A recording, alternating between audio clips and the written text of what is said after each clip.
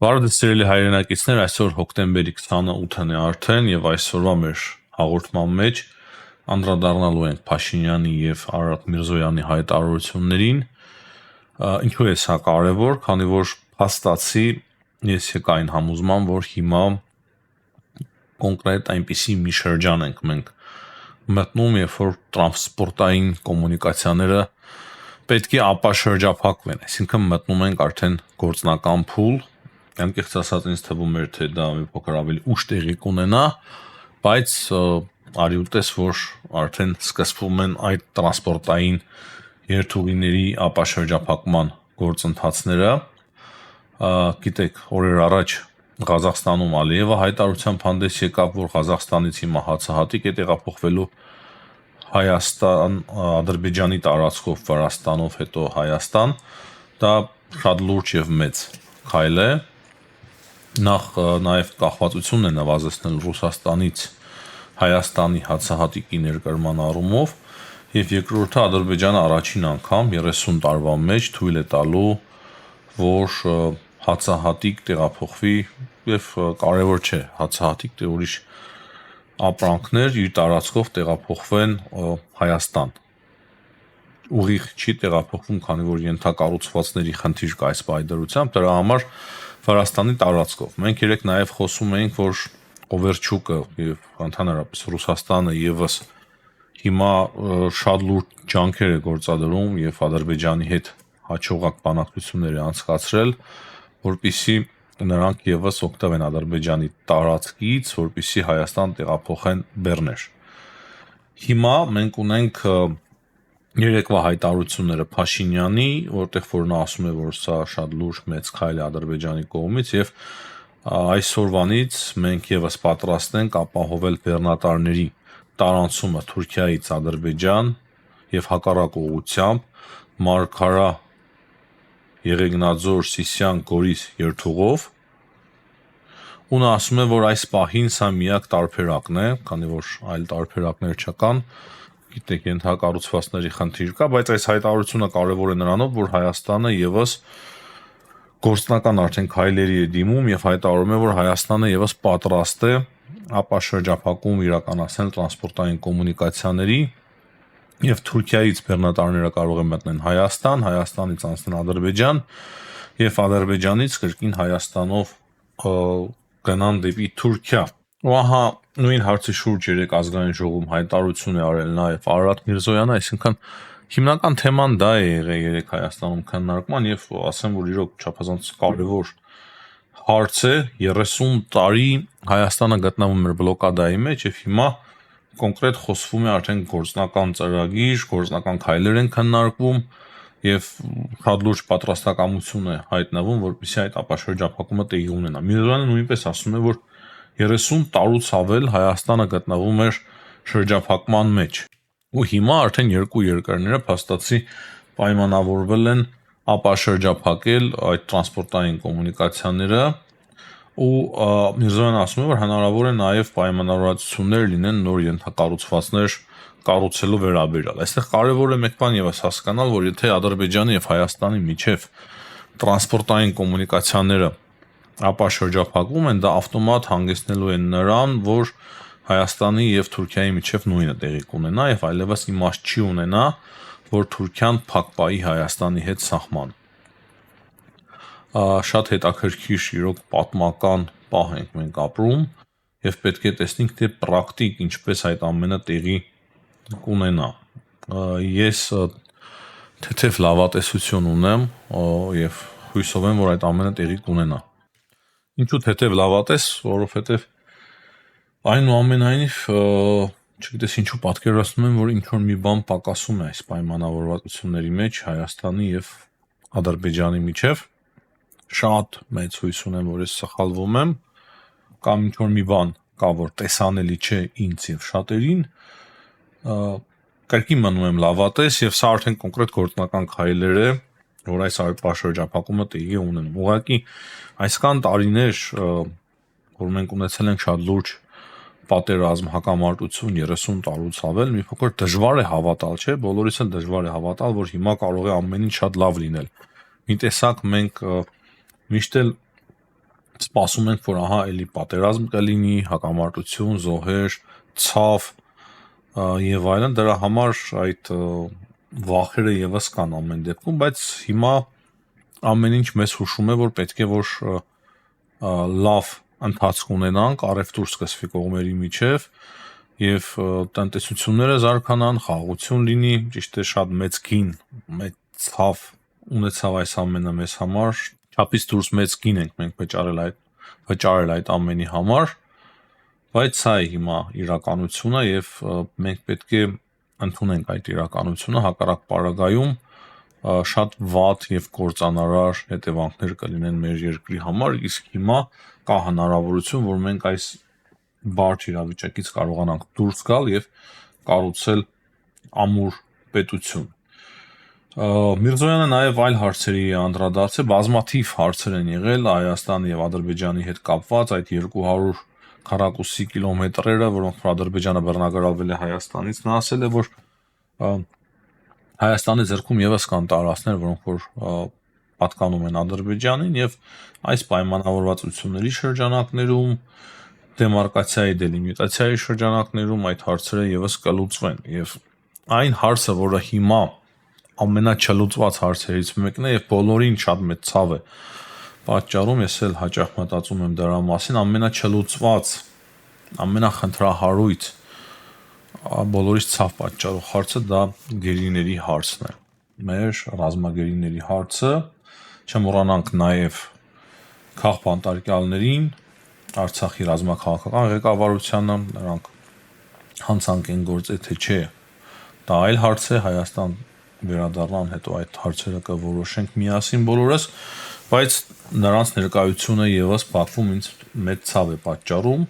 ոչ թե Արամ առաջին կաթողիկոսի նման, նրանց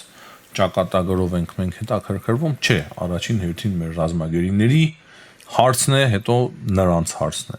ոչ թե միայն նրանց հարցով ենք հետաքրքրվում, կրկնեմ, ինչպես որ անում է դա հիմնականում Արամ առաջին կաթողիկոսը, այլ ճիշտ հակառակ, առաջին հերթին մեր ռազմագերիները, բայց չենք մոռանում նաև նրանց։ Եվ կրկնեմ, եթե կան խնդիրներ, նրանք ունեցել են հանցագործություն կատարած Արցախի ժողովրդի դեմ, ապա նրանք պետք է պատասխան տան Հայաստանում հայկական դատարանի առջև եւ ոչ թե ադրբեջանական դատարանի առջև։ Միրզոյանը նաև անդրադարձել է Եվրամիություն Հայաստան հարաբերություններին, սիրելի հայրենակիցներ, ասել է, որ երբեք այսքան մոտ եւ խորը հարաբերություններ չի ունեցել Հայաստանը Եվրամիության հետ եւ դա եւս փաստ է, ոչ ոք չի կարող հերքել դա, ինչքան էլ ուզենան, ինչքան էլ խոսեն, շատերը կարող են շատ բան խոսել, ասում են լեզուն առանց ոսկորը, բայց երբ որ մենք գալիս ենք փաստերի, հստակ երևում է, որ այս պահի դրությամբ ինչ հարաբերություններ որ ունի Հայաստանի Հանրապետությունը Եվրամիության հետ, երբեք այդպիսի հարաբերություններ չի ունեցել։ Եվ Միրզոյանը ասում է, որ Հայաստանը օրենք է ընդունել Եվրամիության անդամակցելու համար, եւ մենք պետք է ակտիվացնենք մեր բոլոր ջանքերը այդ օրենքի համապատասխան, որպեսզի անդամակցության հայտ ներկայացնենք, անդամ դառնանք։ Այսինքն Միրզոյանը հենց դա է հասկացնում, որ մենք պետք է ակտիվացնենք մեր ջանքերը անդամակցության առումով, բայց նույն ժամանակ նա զգուշորեն ասում է, որ Հայաստանը դրանով չի ուզում հակադրվել ուրիշ երկրներին, հստակ դա է հասկացնում ու ասում է, որ Հայաստանը շարունակելու է բալանսավորված քաղաքականությունը, դե հասկանում ենք, այստեղ եւս Հայաստանը շատ լուրջ ճկունություն է ցուցաբերում եւ ճիշտ էլ անում է հայտարարություններով պետք է այդ ճկունությունը հիմա գործնականում Հայաստանը ինչ կանի դա ուրիշ հարց է, բայց հայտարարություններով մենք կարող ենք շատ ճկուն գտնվել, որպեսզի չվնասենք նույն այդ գործընթացին, Հայաստանի անդամակցության գործընթացին Եվրամիության հետ, քանի որ գիտենք, որ հակառակորդներ, թշնամիներ այդ գործընթացի համար շատ ունենք, թե երկրի ներսում եւ թե երկրից դուրս մեծ պետությունների ռեգիոնալ տերությունների գլխավորությամբ դրա համար հայտարարությունների մակարդակով պետք է զգույշ լինենք եւ ճիշտ գործնական քայլեր իրականացնենք։ Երբեմն հայտարարությունները շատ ավելի վնաս են տալիս, սիրելի հայրենակիցներ, քան գործնական քայլերը։ Իսկ աշխարհում ես տեսնում եմ, որ շատ շատերը հայտարարություններով են առաջնորդվում, հայտարարություններով են լարում իրար հետ հարաբերությունները, իսկ գործնականում լուրջ քայլերի չեն դիմում։ Հիմա մեր մոտ կարծես հակառակն է, դա ինձ ուրախացնում է, որ Հայաստանը հայտարարությունների մակարդակով շատ ավելի զգուշ է, իսկ գործնականում դառնում է կամաց շատ ավելի համարձակ։ Այսքանը սիրելի հայրենակիցներ Հայաստանին վերաբերող հարցերի շուրջ ներքաղաքական հարցերին արիք հիմա չանդրադառնամ, նաև ասեմ անկեղծ որ ես նոր եմ վերադառնում աշխատանքային հում, փորձում եմ ամենօրյա ռեժիմով անցկացնել մեր հաղորդումները, դեռ ավելի լավ կվերադառնանք, կարելի ասել հունի մեջ կընկնենք աշխատանքային եւ ավելի խորը կանդրադառնանք բոլոր հարցերին, ես հույսով եմ, այդպես անպայման պետք է որ լինի, իսկ հիմա անցնենք միջազգային կարևոր հարցերին եւ հետաքրքիր երեք տեղեկություններ ստացանք, որ Թուրքիայից ԿՊԿ-ն քրտական բանվորական կուսակցությունը դուրս է բերում իր զինվորական խմբավորումները եւ տեղափոխում է Իրաք, Իրաքի Քրդստան, պայմանավորվածությունները կան Թուրքիայի իշխանությունների հետ, թուրքերն էլ պայմանավորվել են ինտեգրել քրդերին, այդ մասին հայտարարել էր նաեւ Օջալանը, այսինքն այդ երկարատև պայքարին վերջ է դրվում այս պահի դրությամբ քրդերի եւ քրդերը կարծես թե այս պահին հրաժարվում են ունենալ անկախ պետություն Թուրքիայի տարածքում մեր պատմական հողերի վրա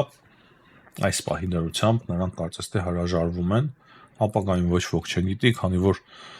քրդերը աշխարհում ամենամեծ ազգն են ամենամեծ ժողովուրդն են որոնք որ չունեն իրենց պետությունը բայց շատ լուրջ ձևով ցկտում են ունենալ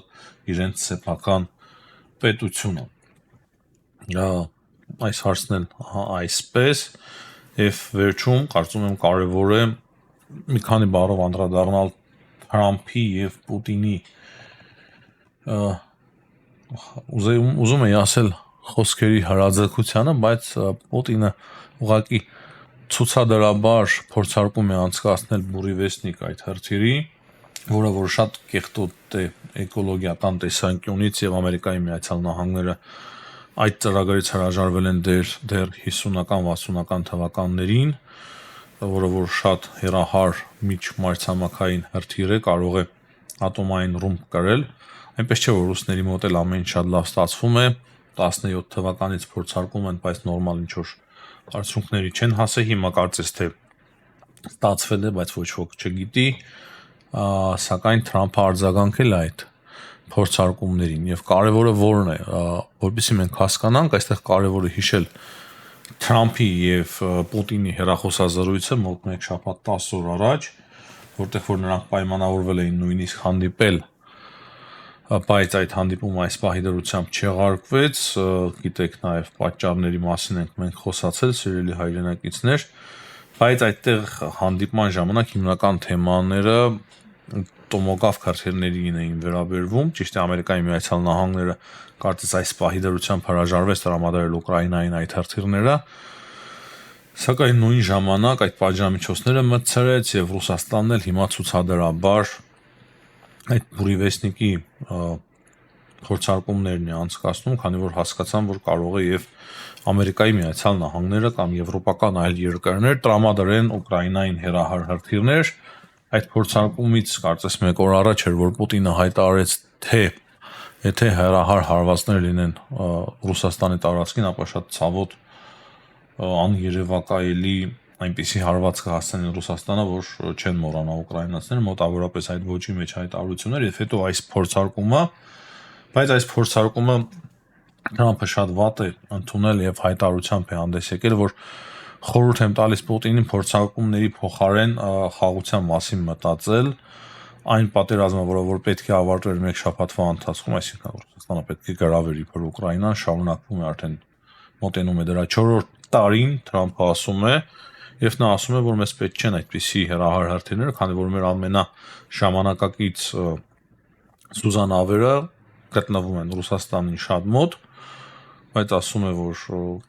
նուրբ է արտահայտվում, պատկերացրեք Թրամփը նուրբ է արտահայտվում, որ Ռուսաստանի դեմ չէ, Ռուսաստանն էլ նման ոճով ինչ որ հայտարարություններ մեղմելու նաեւ համար, բայց նույն ժամանակ ասում է, որ մենք էլ շատ լուրջ զենքերի փորձարկումներ ենք անում, մենք էլ ունենք սուզանավեր, որոնք որ Ռուսաստանի մոտ են գտնվում, շատ մեղմ, շատ կոռեկտ ձևով Պուտինին հասկացնելով, որ այդ քո փորձարկումներով ոչ ոքի չես վախեցնում, մենք էլ ունենք ատոմային զենք, ժամանակակից զենք եւ մենք գտնվում ենք շատ մոտ ձեզ, այնպես որ լավ է մտածեք պատերազմը ավարտին հասցնելու մասին, քան թե ինչ-որ փորձարկումներով ինչ-որ բան ուզենաք հասկացնել մեզ։ Անկեղծ ասած, ես նույնիսկ հիացա Թրամփի այդ կոռեկտ հայտարարություններով, որը որ հիմա ուղղակի չեմ կարող բառացիորեն կրկնել, քանի որ այստեղ չունեմ իմ մոտ գրած, բայց իմաստը կրկնեմ շատ հստակ էր եւ հասկանալի, որ Պուտին վերջ տու քո այդ խաղերին, այդ փորձարկումներին, քո փորձարկումներից, քո խաղերից ոչ ոք չի վախենում։ Մենք ունենք համապատասխան զենք, ատոմային զենք, մեր սուզանավերն էլ շատ մոտ են ձեզ գտնվում, պետք չի որ տասնյակ հազարավոր կիլոմետրեր մեր հրթիռները հաղթահարեն, որպեսզի հասնեն ձեր տարած, մենք շատ մոտ ենք, ձեր քթի տակ ենք, այնպես որ վերջ տվեք եւ մտածեք պատերազմը ավարտին հասնելու մասին։ Չնայած որ Ամերիկայի Միացյալ Նահանգները եւս ունեն բալիստիկ միշտ մարտհամակային հրթիռներ, որոնք որ Ամերիկայի Միացյալ Նահանգների տարածքից, դա Թրամփը չի ասել, ես եմ ասում եւ կարծում եմ բոլորը գիտեն, Ամերիկայի Միացյալ Նահանգների տարածքից կարող են շատ հեշտությամբ հասնել Ռուսաստանի տարածք։ Այսքանը սիրելի հայրենակիցներ, հաջողություն եմ մաղթում բոլորին, ցտեսություն, կհանդիպենք։